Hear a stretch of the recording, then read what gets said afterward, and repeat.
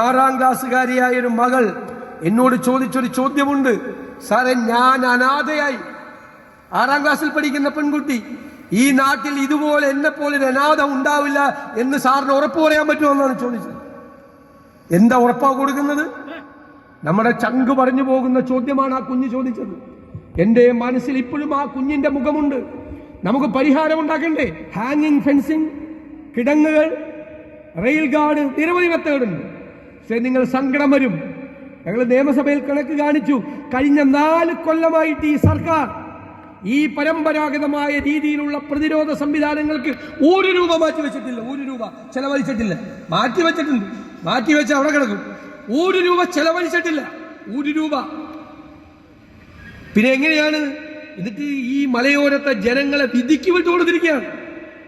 നിങ്ങളെ കടുവ പിടിച്ചോ, ആന ചവിട്ടിയോ, നിങ്ങൾക്ക് മരിച്ചോട്ടെ, എന്ത് വേണമെങ്കിലും സംഭവിച്ചോട്ടെ, നിങ്ങളുടെ കുടുംബം അനാഥമായിക്കോട്ടെ, നിങ്ങളുടെ വിധിയാണ് എന്നൊരു സർക്കാർ തീരുമാനിച്ചാലോ? ജനങ്ങൾ തെരഞ്ഞെടുത്തൊരു സർക്കാർ ജനങ്ങൾ പ്രതിസന്ധിയിലാകുമ്പോൾ ആ സർക്കാരിന്റെ സാന്നിധ്യം പ്രതീക്ഷിക്കും. ഇവിടെ ഈ മലയോരത്തെ ജനങ്ങളോട് ഞാൻ ചോദിക്കുന്നു, നിങ്ങൾ തെരഞ്ഞെടുത്തൊരു സർക്കാരിന്റെ സാന്നിധ്യം, നിങ്ങൾ സങ്കടങ്ങൾ പരിഹരിക്കാൻ നിങ്ങളോടൊപ്പം ഉണ്ടോ? ഞങ്ങൾ പറയുന്നു, 3.5 കൊല്ലമായി ഞങ്ങൾ കേരള നിയമസഭയിൽ ഏറ്റവും കൂടുതൽ പ്രാവശ്യം ഉന്നയിച്ച വിഷയം മലയോരത്തെ ജനങ്ങളുടെ സങ്കടങ്ങളാണ്. പിന്നെ തീരദേശത്തെ പാവങ്ങളുടെ കാര്യവും. 6 അടിയന്തര പ്രമേയങ്ങൾ കൊണ്ടുവന്നു. നിരവധി ശ്രദ്ധ ക്ഷണിക്കൽ പ്രമേയങ്ങൾ, സബ്മിഷനുകൾ, പ്രസംഗങ്ങൾ. എല്ലാത്തിനും നിസ്സംഗമായ മറുപടിയാണ്. ഞാൻ മന്ത്രിയായതുകൊണ്ടാണോ ആന കാട്ടിൽ നിന്ന് ഇറങ്ങുന്നതെന്ന് ചോദിക്കുന്ന വനം മന്ത്രിയാണ് കേരളത്തിൽ. മറുപടിയില്ല ഒരു കാര്യത്തിനും. കൈമലർത്തി കാണിക്കുകയാണ്. പരിഹാരം വേണ്ടേ? 2ാമത്തെ പരിഹാരം, ആധുനികമായ സങ്കേതങ്ങൾ ഉപയോഗിക്കണം. ലോകരാജ്യങ്ങളിൽ, ഇന്ത്യയിലെ സംസ്ഥാനങ്ങളിൽ എല്ലാ പുതിയ സങ്കേതങ്ങളുണ്ട്. വനാതിർത്തിയിൽ മൃഗങ്ങളുടെ ചലനങ്ങൾ ഉണ്ടായാൽ, മൂവ്മെന്റ് ഉണ്ടായാൽ അറിയാനുള്ള സംവിധാനമുണ്ട്. ഏത് യുഗത്തിലാണ് നമ്മൾ ജീവിക്കുന്നത്? ശാസ്ത്ര യുഗത്തിൽ, ആർട്ടിഫിഷ്യൽ ഇന്റലിജൻസിന്റെ കാലത്ത് ജീവിക്കുകയാണ് നമ്മൾ. അതിനെ തിരിച്ചോടിക്കാൻ കൃത്രിമമായ ശബ്ദമുണ്ടാക്കും. തമിഴ്നാട്, കർണാടക, മധ്യപ്രദേശ്, ഹിമാചൽ പ്രദേശ്, സുന്ദർബാൻസ്, നിരവധി സ്ഥലങ്ങളിൽ ഇതെല്ലാം വിജയകരമായി പരീക്ഷിക്കപ്പെട്ടു. ഇതറിയാത്ത ഏക വിഭാഗം കേരളത്തിലെ വനം വന്യജീവി വകുപ്പാണ്.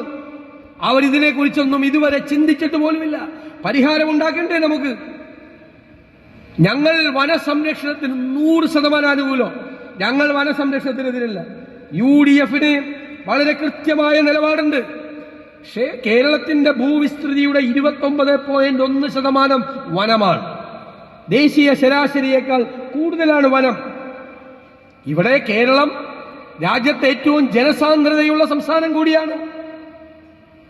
ഇവിടെ മനുഷ്യനും ജീവിക്കണ്ടേ? ഈ പ്രശ്നത്തിന് പരിഹാരം ഉണ്ടായേ മതിയാവൂ. ഗവൺമെന്റിൽ സമ്മർദ്ദം ചെലുത്തും. ഗവൺമെന്റ് ചെയ്തില്ലെങ്കിൽ നിങ്ങൾ പേടിക്കണ്ട, ഇത് തീരാറായി ഈ സർക്കാർ. ഐക്യജനാധിപത്യ മുന്നണി കേരളത്തിൽ കൊടുങ്കാറ്റ് പോലെ തിരിച്ചു വരും.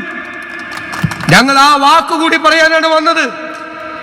ഞങ്ങൾ അധികാരത്തിൽ വന്നാൽ കേരളത്തിലെ മലയോരത്തിലെ പ്രശ്നങ്ങൾക്ക് ഞങ്ങൾ 1ാമത്തെ പരിഗണന കൊടുത്ത് പ്രശ്നങ്ങൾക്ക് പരിഹാരമുണ്ടാക്കും വാക്കാണ്. നിങ്ങളുടെ സങ്കടങ്ങളിൽ ഐക്യദാർഢ്യം പ്രകടിപ്പിക്കാൻ വേണ്ടി മാത്രമല്ല വന്നത്. നിങ്ങൾ ഒറ്റയ്ക്കല്ല എന്ന് പറയാനാണ്. നിങ്ങൾ ഒറ്റയ്ക്കല്ല. നിങ്ങളോടൊപ്പം കേരളത്തിലെ ഐക്യജനാധിപത്യ മുന്നണി ഈ പ്രശ്നങ്ങൾക്കെല്ലാം പരിഹാരം ഉണ്ടാകുന്നത് വരെ കൂടെ ഉണ്ടാകും. സങ്കടങ്ങൾക്ക് പരിഹാരം ഉണ്ടാകുന്നത് വരെ.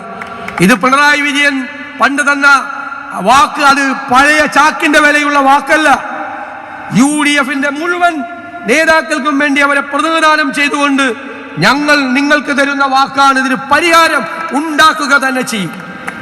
അതുകൊണ്ടാണ് ഇതൊരു രാഷ്ട്രീയ ജാഥയല്ലാതെ ജനങ്ങളുടെ സങ്കടങ്ങൾ ഏറ്റുകൊണ്ട് നടത്തുന്നൊരു ജാഥയായി മാറിയത്. ഞാൻ ദീർഘിപ്പിക്കുന്നില്ല. നിങ്ങൾ ഇവിടെ നൽകിയ സ്വീകരണം, ഉജ്ജ്വലമായ ഈ സ്വീകരണം, ഹൃദയത്തിൽ ചാലിച്ച സ്നേഹം കൊണ്ട് പ്രതീക്ഷയോടുകൂടി നിങ്ങൾ നൽകിയ സ്വീകരണം, അതിനെനിക്ക് മറുപടി പറയാൻ എനിക്ക് വാക്കുകളില്ല. സ്നേഹാഭിവാദ്യങ്ങൾ നിങ്ങൾക്ക് അർപ്പിച്ചുകൊണ്ട് ഞാൻ എൻ്റെ വാക്കുകൾ ചുരുക്കും.